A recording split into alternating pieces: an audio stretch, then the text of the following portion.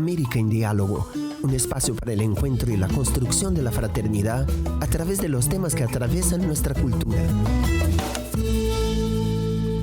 Queridos amigos, estamos nuevamente con una nueva edición de nuestro podcast América en Diálogo. Esta vez vamos a conversar sobre el legado del educador Paulo Freire, cuyo centenario está siendo celebrado este año. Paulo Freire es reconocido en toda América Latina y en el mundo por su obra a través de la cual propone una educación liberadora capaz de transformar la realidad social.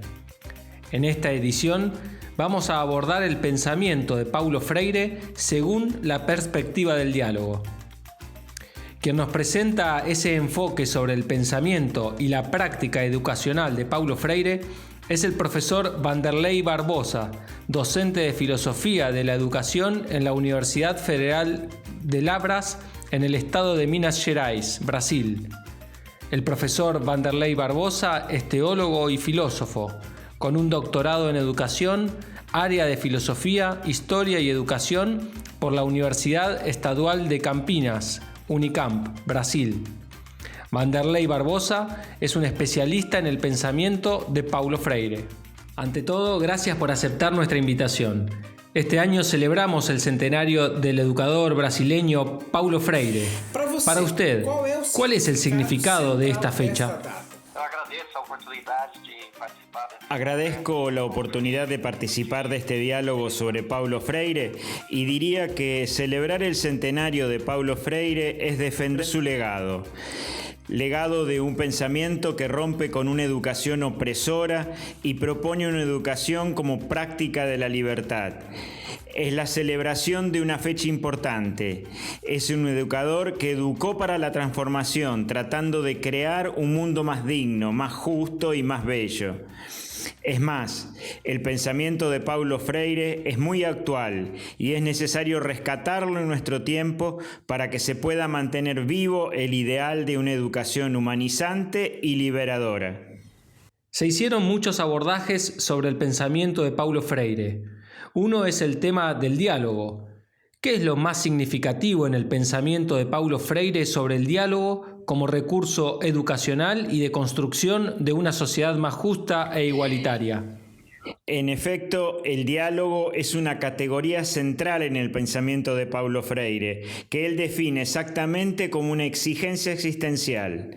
Significa que el diálogo es esa condición que nos hace solidarios unos con otros, de reflexionar y actuar con el otro en el mundo, apuntando a la transformación y la humanización, pero sin reducirlo al acto de que uno habla y el otro escucha, o que tiene mucho de educación bancaria que él criticaba como un depósito de ideas. El diálogo supone apertura para que podamos manifestar nuestras ideas y enriquecernos con las ideas del otro. Por lo tanto, el diálogo, en la perspectiva de Paulo Freire, es una exigencia existencial. Paulo Freire era un cristiano católico. ¿Nos puede explicar de qué manera ese aspecto de la identidad de Freire influencia su pensamiento con respecto al diálogo? Sí, en efecto, Paulo Freire fue un actor que tenía esa base de formación en el campo de la acción católica. Va a ser muy influenciado por todo el movimiento que surgió del Vaticano II, sobre todo, y exactamente toda esa perspectiva cristiana va a impregnar todo su pensamiento de una educación que apunta a la perspectiva de una transformación integral. Y tanto esa influencia del pensamiento cristiano en su pensamiento es tal que vemos las categorías del pensamiento cristiano muy presentes en su pensamiento, que es el amor, la fe, la esperanza, que son categorías eminentemente cristianas, dirigidas exactamente hacia esa idea de fe de los seres humanos, fe en la historia, fe en la vida. Esa amorosidad como condición de diálogo y esa idea de esperanza en el sentido de esperanzar, esperar siempre, de actuar para transformar el mundo en un mundo más bello. En Brasil existen muchas incomprensiones con respecto a las ideas de Paulo Freire.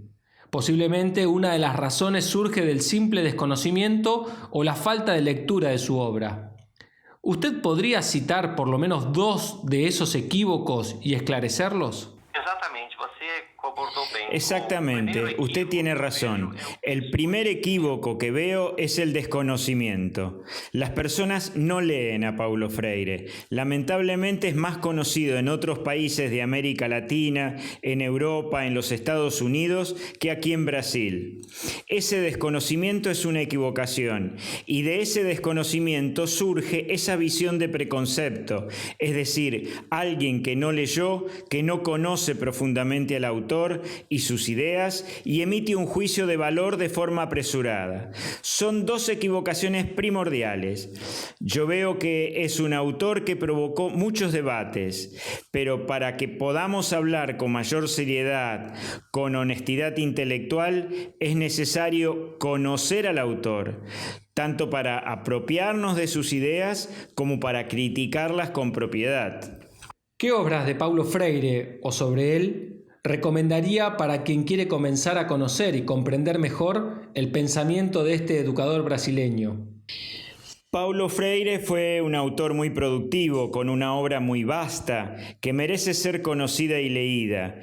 Pero hay 3 obras que yo siempre indico a mis alumnos que me gusta valorarlas, las cuales, desde mi perspectiva, son la síntesis del pensamiento de Paulo Freire.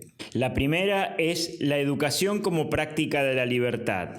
La segunda, Pedagogía del oprimido, que es el gran clásico que la mayoría conoce. Y el tercero y último es el libro Pedagogía de la autonomía, que fue el último libro que escribió. El primero, escrito en Chile, es un reconocimiento de las experiencias vividas en el nordeste brasileño. Pedagogía del oprimido es un libro con una envergadura teórica más alargada, que tomó esa visión más ampliada tanto en América Latina como en el mundo.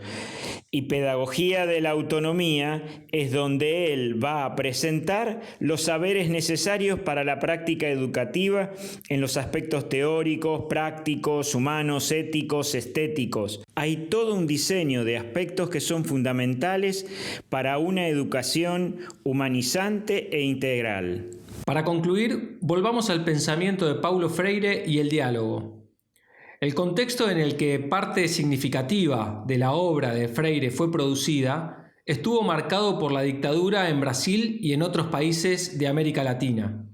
Por eso, su pensamiento respondía a ese contexto. Hoy, el contexto brasileño y latinoamericano es otro. ¿Por qué las ideas de Freire permanecen actuales a pesar de las diferencias de contexto en que originalmente fueron producidas y divulgadas? Sí. La obra de Paulo Freire está situada en la década de 1960, que fue una década de muchos conflictos. Tanto Brasil como otros países de América Latina vivían ese periodo de gran autoritarismo, marcado por las dictaduras militares, tanto que Paulo Freire va a ser exiliado en disidencia de ese pensamiento autoritario. Y en ese contexto, Freire propone el diálogo como superación y transformación de la realidad. Hoy, aunque vivamos en un contexto aparentemente diferente, también vemos en nuestro mundo global a una sociedad de la información bastante intolerante, una sociedad con muchas tensiones y nada de diálogo y de muchos conflictos. Entonces, cuando observamos esa intolerancia, esos conflictos, esas tensiones en nuestro contexto actual, retomar la idea de amor, de diálogo, de apertura hacia el otro, de reconocimiento de las diferencias, me parece profundamente oportuno y actual.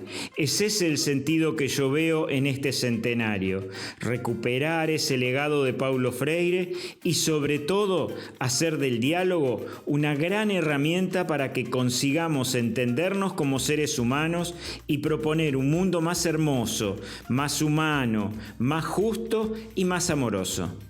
Gracias, Vanderlei. Le agradezco su participación. Considero que este breve diálogo sirve de inspiración para quien no conoce a Paulo Freire, para que se acerque a conocerlo, ya que tiene mucho para decirnos, como usted muy bien explicó. Gracias. Muito obrigado, un grande abrazo. Producción periodística y presentación de Luis Enrique Márquez, editor jefe de la revista Cidade Nova, Brasil. América en Diálogo es una producción de Ciudad Nueva Latinoamericana y Caribeña. Muchas gracias y hasta la próxima.